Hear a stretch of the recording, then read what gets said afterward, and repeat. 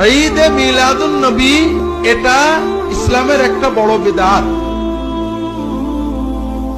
ইসলামের প্রথম 600 বছরে এই শব্দটা আপনারা পাবেন না। আজকে আমি জামে মসজিদে যেহেতু আলোচনা করেছি, এখানে বিস্তারিত বলবো না। রাসূলুল্লাহ সাল্লাল্লাহু আলাইহি ওয়াসাল্লাম থেকে সাহাবীগণ 600 বছর সিরাতুন নবী, সাহাবী তাবী, 4 ইমাম আবু হানিফা, আমাদের আব্দুল কাদের জিলানী, কি বলে ইমাম গাজালি সহ সবাই, তারা কেউ মিলাদুন নবী পালন করেনি, সিরাতুন নবী পালন উদযাপন আলোচনা করেছেন সেটা সারা বছর এবং সারা বছর। এই জন্য রবিউল আউয়াল মাসে ঈদে মিলাদুন নবী পালন করাটা ইসলামে প্রবেশ করেছে রাসূলুল্লাহ সাল্লাল্লাহু আলাইহি ওয়াসাল্লামের ওফাতের 600 বছর পরে।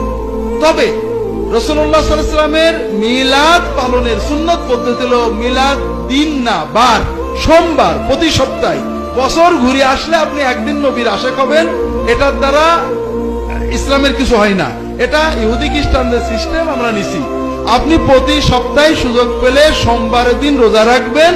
এটা হলো রাসূলুল্লাহ সাল্লাল্লাহু আলাইহি ওয়াসাল্লামের মিলাদ, জন্মে আমাদের শুকরিয়া আনন্দ প্রকাশের সুন্নত পদ্ধতি। রাসূলুল্লাহ সাল্লাল্লাহু আলাইহি ওয়াসাল্লাম সোমবারে রোজা রাখতেন। সাহাবায়ে কেরাম প্রশ্ন করেন, ইয়া রাসূলুল্লাহ, আপনি সোমবারে কেন রোজা রাখেন? তিনি বলেন, আমি এই দিনে জন্মেছি এবং এই দিনে আমি নবুয়ত পেয়েছি। অন্য হাদিসে আসছে নবীজি সোমবারে হিজরতও করেছেন, সোমবারে মদিনায় পৌঁছেছেন। আমরা জানি সোমবারে তার মৃত্যুও বটে। এই জন্য সোমবারে রোজা রাখা একটা সুন্নত আমল, এটা আপনারা পালন করবেন। এটাতে অনেক বরকত ইনশাআল্লাহ নসিব হবে।